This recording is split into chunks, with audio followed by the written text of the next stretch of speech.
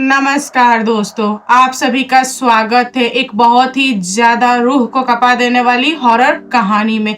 आज मैं आप लोग के साथ शेयर करने वाली हूँ जगदीशपुर की सच्ची घटित भूतिया कहानी। जगदीशपुर में एक मिडिल क्लास फैमिली थी जिसमें केवल मात्र 3 सदस्य थे, मोहन और उसकी वाइफ राधिका एंड राधिका के गोद में एक मात्र 7 महीने का बच्चा था। राधिका का जो पति था उसको 6 महीने हो गए थे बाहर गए हुए, बट वह घर लौट के कभी भी नहीं आया। जो लोग भी मोहन के साथ काम करते थे शहर में, उन लोगों ने घर पे आके राधिका को बुरी खबर दी, तो राधिका ने उस दिन से अपनी लाइफ अकेले जीना स्टार्ट कर दिया। गांव के लोगों ने उससे सजेस्ट किया कि तुम दूसरी शादी कर लो, तुम्हारा खर्चा कौन उठाएगा, तुम्हारा जो बच्चा है वह बीमार रहता है, उसको बहुत सारे पैसे लगते हैं दिखाने में, प्लस उसका पालन पोषण पढ़ाई लिखाई, तुम्हारी पूरी जिंदगी पड़ी है, तुम बहुत कम एज की हो, तो ये सब कैसे होगा। बट राधिका जो थी वह सच में अपने पति से बहुत प्यार करती थी और उसने कसम खा लिया था कि चाहे लाइफ में कुछ भी हो बट मैं शादी दूसरी नहीं करूंगी। वह अपने बच्चे को आराम से 6 महीने से पाल रही थी। उसका बेबी जो था वह 7 महीने का था। वह अपने बेबी को अपने अड़ोस पड़ोस के लोगों को दे के लोगों के यहाँ खेत में जाती थी काम करने के लिए।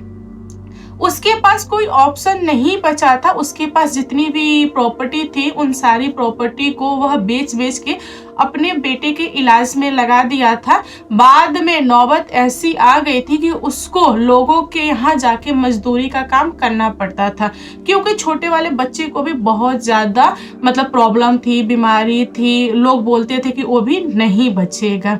माँ थी जिसके पास आस था, उसने अपने बेटे को लंबे समय तक बचा के रखा था। उसको पूरा का पूरा उम्मीद था कि मेरा बेबी आगे ठीक रहेगा, लेकिन होने को कुछ और ही मंजूर था। एक दिन राधिका खेत से काम करके इवनिंग में लौट रही थी।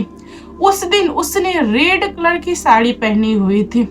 राधिका जैसे ही गांव में इंटर की, उसको सामने से एक बैल आता हुआ दिखाई दिया। वह बहुत बचने की कोशिश की, लेकिन जो बैल था उसने राधिका को उठा के पटक दिया। पटकने के बाद से बैल ने राधिका को छोड़ा नहीं, बहुत ही बुरी तरह से मारा पीटा, पैर से कुचेला, सींग से उठा उठा के पटका। उसकी स्थिति इतनी बुरी थी कि उसको हॉस्पिटल ले जाते जाते रास्ते में उसने दम तोड़ दिया। अब राधिका के घर में बचा कौन? कोई नहीं। जो छोटा सा बच्चा था वह राधिका के पड़ोसी के यहाँ था। जब गांव वालों को पता चला कि राधिका अब इस दुनिया में नहीं है, फिर सरपंच इकट्ठा हुई और सरपंच ने बोला कि पंडित के द्वारा राधिका का क्रियाक्रम करवा देते हैं, क्योंकि उसका जो बच्चा है बहुत ही छोटा है, उससे कुछ भी नहीं हो पाएगा और हम सब गांव के लोग मिलके उस बच्चे को पालेंगे। लेकिन वह रहेगा तो किसके घर में रहेगा? सरपंच के लिए यह बहुत बड़ी बात थी, क्योंकि पूरे गांव वाले मिलके पैसा वगैरह तो दे देंगे दवाई के लिए, लेकिन वह किसके घर में रहेगा, कौन पालेगा? तब सरपंच ने फैसला लिया कि राधिका के जो नजदीकी पड़ोसी हैं, जो उनका पटीदार है, उनके यहाँ बच्चा को दे देते हैं।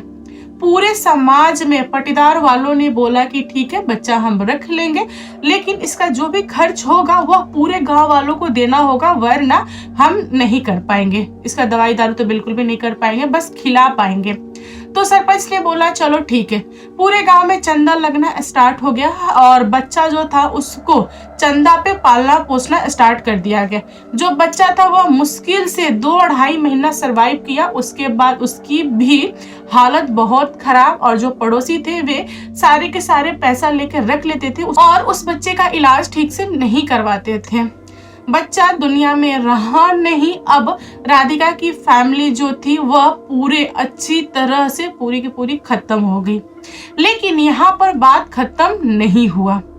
जैसे ही बच्चा ने दुनिया छोड़ा, उसके 10-12 दिनों के बाद से गांव वालों को राधिका का रोना, उसका चलना, उसका घूमना, उसका फिरना, उसकी आहट महसूस होने लगी।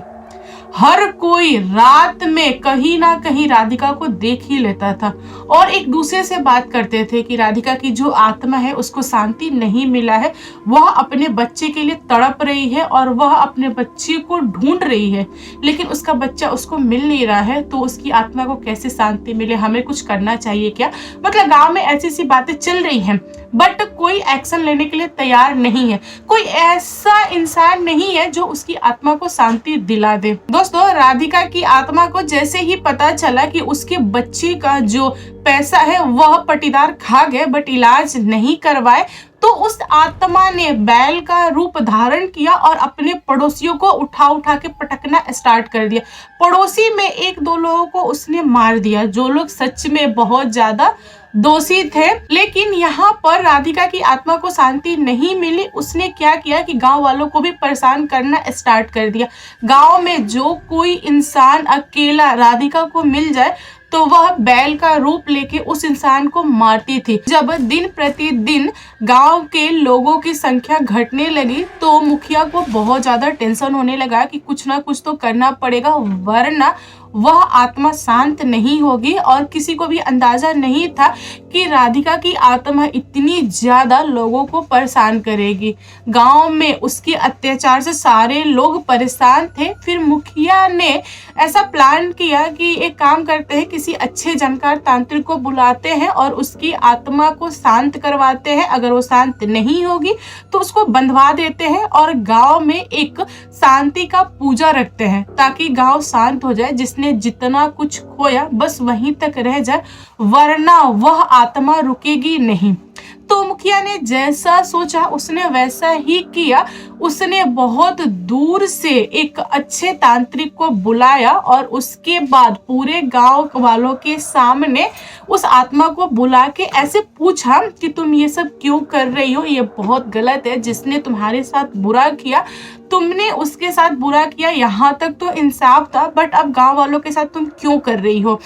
फिर उस आत्मा ने बोला कि नहीं, मैं यहाँ नहीं रुकूंगी। आप लोगों ने कैसे फैसला ले लिया मेरे बच्चे के बारे में? किसी और के यहाँ दे देते, या फिर सरपंच आपको एक दो बार मेरे पटीदार के यहाँ जाके देखना चाहिए था कि मेरा बच्चा ठीक है कि नहीं। उन लोगों ने उसको टाइम से ना ही खाना दिया है ना ही पीना दिया है, तो इसलिए मैंने सबसे पहले उनको मारा और बाद में आप लोग भी दोषी हो, इसलिए मैं एक एक करके पूरे गांव वालों को मार दूंगी। जब यह मुखिया ने सुना तो उसको बहुत ही बुरा लगा एंड मुखिया को भी अफसोस हुआ कि हाँ, मुझे देखना चाहिए था, मुझे ऐसे फैसला दे के छोड़ नहीं देना चाहिए था।